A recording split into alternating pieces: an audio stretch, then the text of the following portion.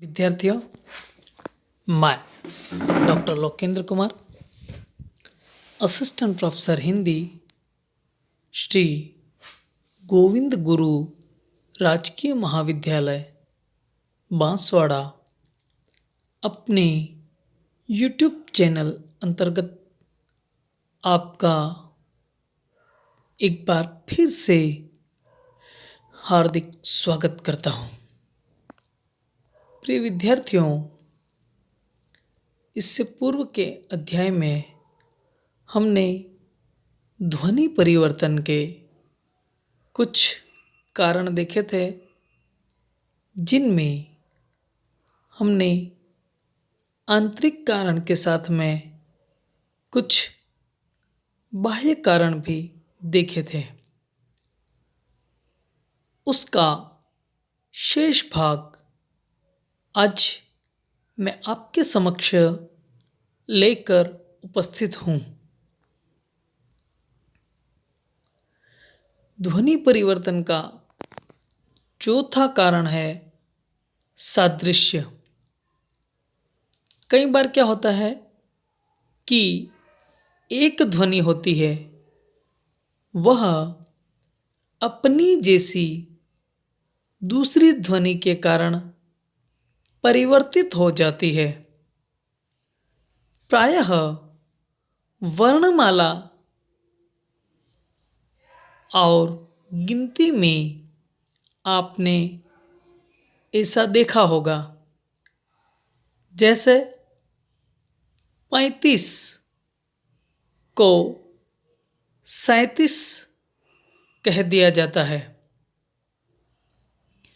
इसी तरह संस्कृत भाषा का शब्द द्वादश है।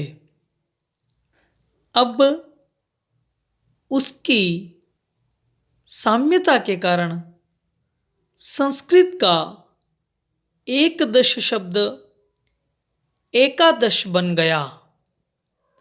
इस प्रकार सादृश्य के कारण ध्वनियों में परिवर्तन हुआ। अगला कारण है लिखने के कारण। प्रिय विद्यार्थियों, हम किसी एक भाषा में लिखते हैं तो उसके अनुवाद के रूप में हम कुछ गलती भी कह सकते हैं या जानबूझ करके भी कह सकते हैं, या अच्छा लगने के कारण भी कह सकते हैं। हम कुछ ध्वनियों का मोह नहीं छोड़ पाते हैं। आपने देखा होगा, अंग्रेजी भाषा में बुद्ध की स्पेलिंग लिखेंगे तो BUDHA होगा, और वहां पर एक की आवश्यकता है, इसलिए वह सही है।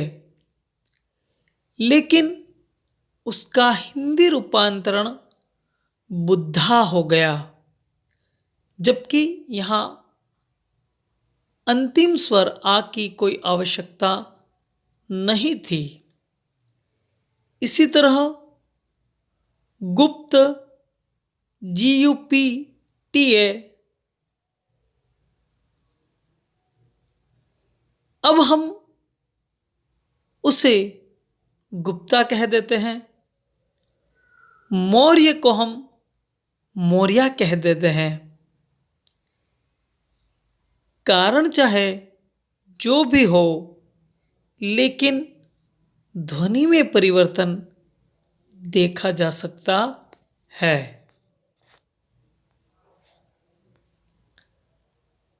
अगला कारण है बलाघात, अर्थात किसी एक ध्वनि पर बल देना।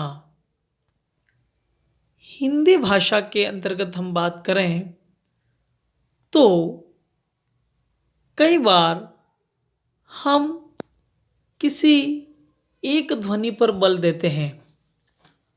और उस ध्वनि पर बल देने के कारण धीरे धीरे अन्य ध्वनि का अतिक्रमण हो जाता है और वह कालांतर में प्रचलन से बाहर हो जाती है।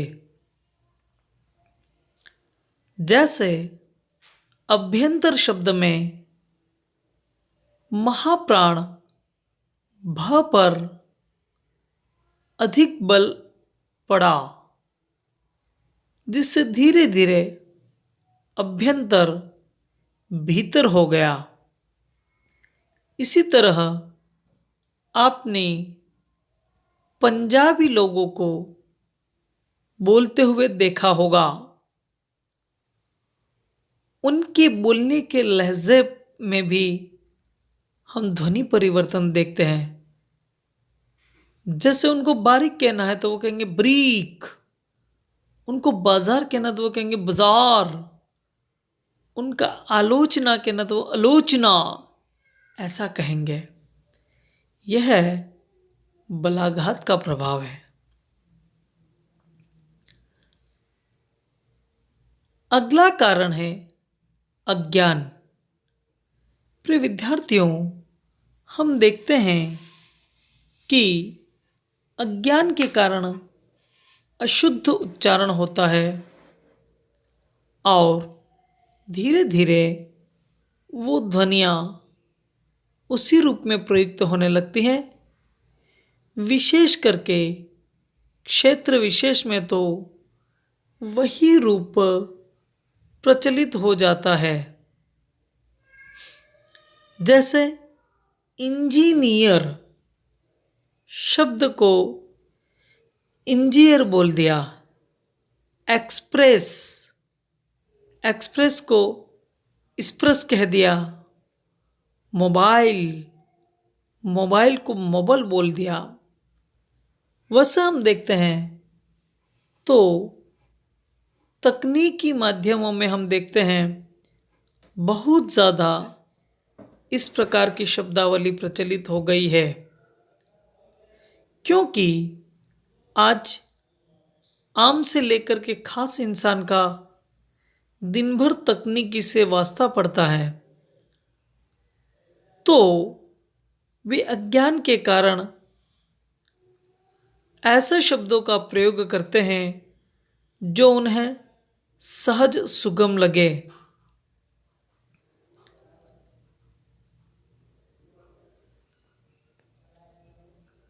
अगला कारण है अनुकरण की अपूर्णता। हम सभी जानते हैं कि भाषा अनुकरण द्वारा सीखी जाती है। अनुकरण से भाषा तो सीखी जाती है, परंतु कई बार पूरा अनुकरण न करने के कारण ध्वनि में परिवर्तन हो जाता है। जैसे आपने छोटे बच्चे को रुपया कहा तो वह उसे नुपया बोलेगा। इसी तरह नंबरदार शब्द है, उसे लंबरदार बोला जाता है।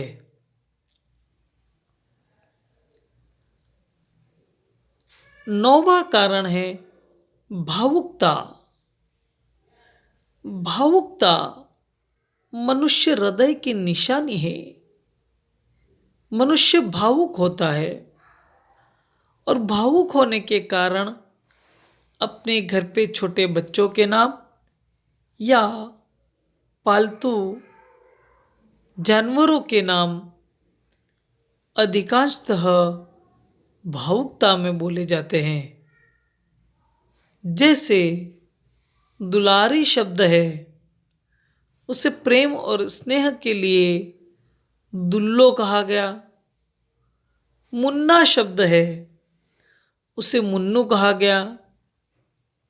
बच्चा शब्द है, उसे बचाऊ कहा गया।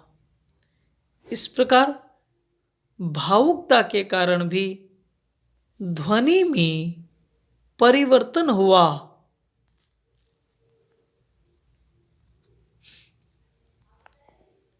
एक कारण है विभाषा का प्रभाव। प्रत्येक देश की राष्ट्र, जाति, समुदाय अन्य देश के जाति समुदाय के संपर्क में आता है और उनके मध्य भाषा का आदान प्रदान होता है। उसके कारण भी ध्वनियों में प्रभाव और परिवर्तन आ जाता है। एक उदाहरण है अफ्रीका का बुशमैन परिवार, जिसने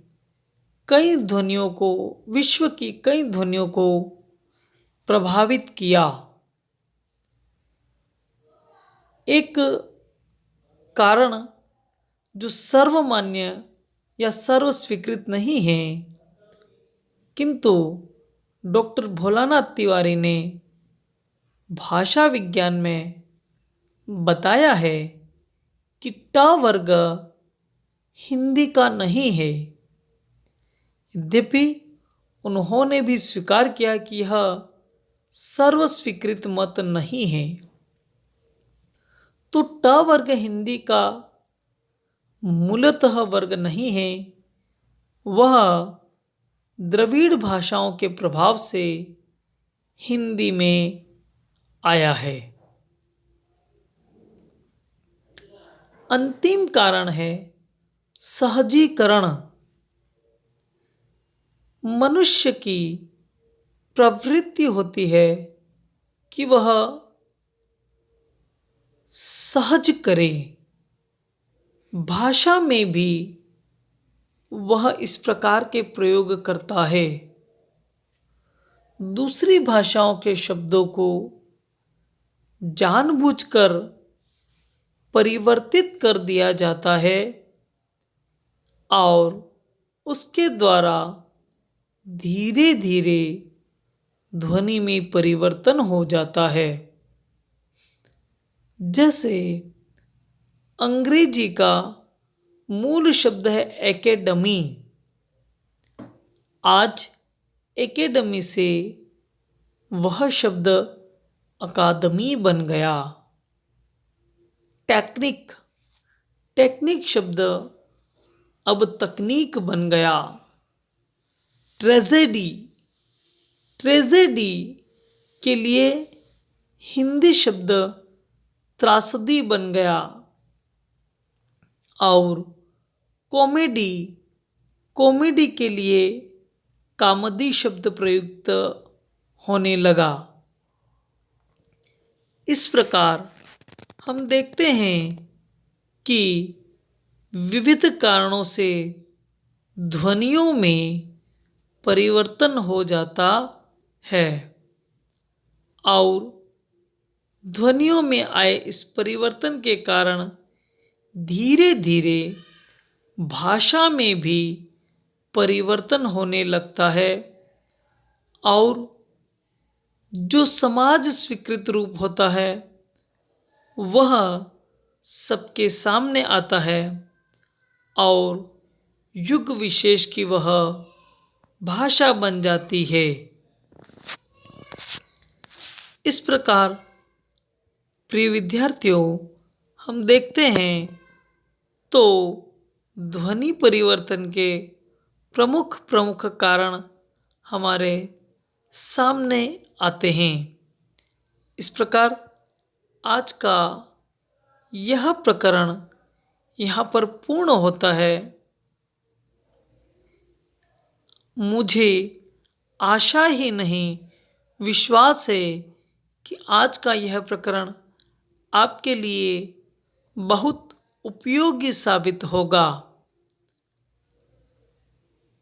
हम अगले कालांश में पुनः मिलेंगे। तब तक के लिए धन्यवाद।